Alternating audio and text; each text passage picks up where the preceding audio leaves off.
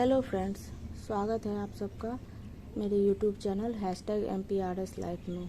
Friends, सबसे पहले sorry, पिछले वीडियो में मैं थोड़ी एग्रेसिव हो गई थी, लेकिन पता नहीं क्यों जब वो सारी बातें याद आती है, वो सारी मेमोरीज फिर से आँखों के सामने आने लगता है, तो बहुत बहुत बहुत तकलीफ़ भी होती है और गुस्सा भी बहुत ज़्यादा आता है।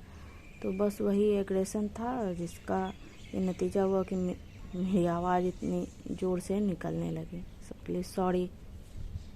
तो फ्रेंड, अब स्टोरी को आगे बढ़ाते हैं। स्टोरी आप सबके लिए, हमारे लिए, हमारी आप बीती। आज मैं आप लोगों के साथ वो सब कुछ शेयर करने की कोशिश कर रही हूँ जो लोग शेयर करने से डरते हैं, और लड़कियां तो इसके विषय में सोच भी नहीं सकती हैं। हमारी ज़िंदगी का एक काला अध्याय ये भी है।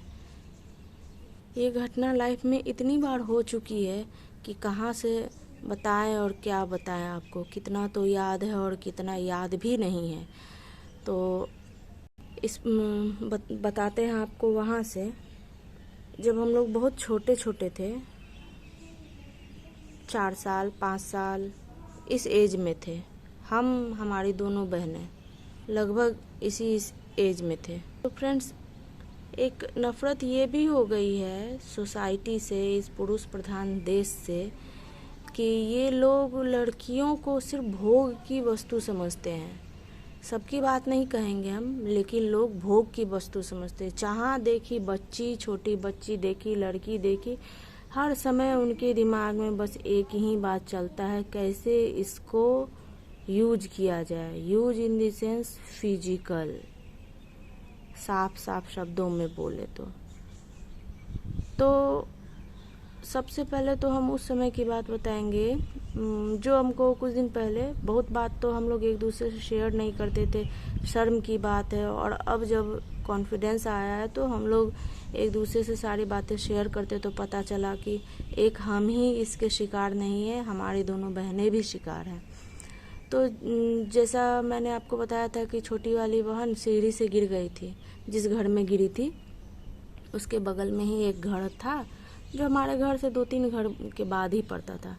तो वहाँ अक्सर आना जाना दादी का होता था, तो हम लोग भी आया जाया करते थे। बगल के पड़ोसी के यहाँ तो सब लोग आता जाता है। तो उस घर की घटना है, उस घर में कोई एक लड़का रहता था, बड़ा यंग एज का, और उसने मेरी दोनों बहनों को या बारी बारी से ही बुला के, या याद उन लोगों को भी उतना नहीं है, हाँ, लेकिन बारी बारी से ही बुला के मोलेस्ट किया। एप्रोप्रिएट जगह पे टच करना, और बस ये सब किया। ये सारी बातें आज कुछ दिन पहले, या कहें तो 1 साल पहले, 1.5 साल पहले हमको पता चला कि ये सारी घटना भी उन लोगों के लाइफ में हो चुकी है। लेकिन ये सिलसिला शुरू हुआ था, ख़त्म नहीं हुआ था। ये शुरू भले बाहर से हुआ था, लेकिन ये कुकर्म, कुकृत्य हम लोगों के साथ बार बार होता रहा, और घर में भी होता रहा। बाहर वाले तो करते हैं तो समझ में आता है, उनके हम कोई नहीं है, उनके लिए हम बस एक लड़की हैं और भोग की वस्तु हैं। बस जैसे उनकी मर्जी वैसे देखें, जैसे मर्जी वो अपनी सोच को पूरी करें। लेकिन जब ये बात घर में आती है, जब यही सब कुछ घर में होता है, तो आप समझ सकते हैं कि आदमी कहाँ जाए। मेरे पापा शुरू से, नहीं, हम 3 बेटियों के पिता हैं, हम कहाँ जाएंगे कहीं, क्योंकि उनकी इनकम तो उस लायक रहती नहीं थी कि वो कहीं कुछ करके और हम लोगों को अलग रखे। नहीं, पिता का नहीं कहेंगे, हमारे पापा बहुत बुराइयां हैं, बहुत कुछ है, बहुत गलती करते हैं, लेकिन इस संदर्भ में वो बहुत अच्छे हैं, बहुत अच्छे हैं। आज तक उन्होंने कभी किसी लड़की को, खासकर अपनी बेटियों को भी पूरी नज़र उठा के नहीं देखा है। तो इस मामले में तो प्राउड है उनके ऊपर। लेकिन उनकी आँख के सामने, उनके घर में, उनकी बेटियों के साथ क्या क्या हो रहा है, उनको अंदाज़ा भी नहीं था, और वो कभी प्रयास भी नहीं किए। एक अंधभक्त होता है बस मेरे पिताजी अंधभक्त थे अपने घर के प्रति, फुल्ली डिवोटिव। उनको बस कभी भी कल्पना नहीं कर सकते थे कि उनके घर वाले ऐसा भी कर सकते, और सबकी बात नहीं कहेंगे। इसमें हमारे 2 चाचा हैं। 2 चाचा हमारे जो है, उन्होंने हम तीनों बहनों को बहुत मोलेस्ट किया है।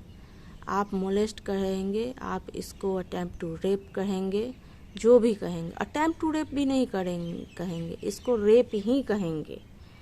लेकिन इन सब चीज़ों को हम तीनों बहनों ने बहुत दिनों तक झेला, बहुत दिनों। आपको बता दें, कभी मतलब इस तरह की गंदी हरकत कभी उस समय तो समझ में भी नहीं आता था कि ये हो क्या रहा है, और इतनी हिम्मत नहीं थी कि हम किसी से शेयर कर सकें, ना मम्मी से, ना पापा से, ना और किसी से शेयर कर सकें। बस जो हो रहा था, क्योंकि समझ में आए बच्चे को तब ना कि ये हो क्या रहा है, लेकिन उनको तो समझ में आ रहा था कि वो कर क्या रहे हैं। उनको इतनी शर्म नहीं आई, इस बात की जरा सी भी लज्जा नहीं हुई कि जिसके साथ कर रहे वो मेरी बेटी के समान है।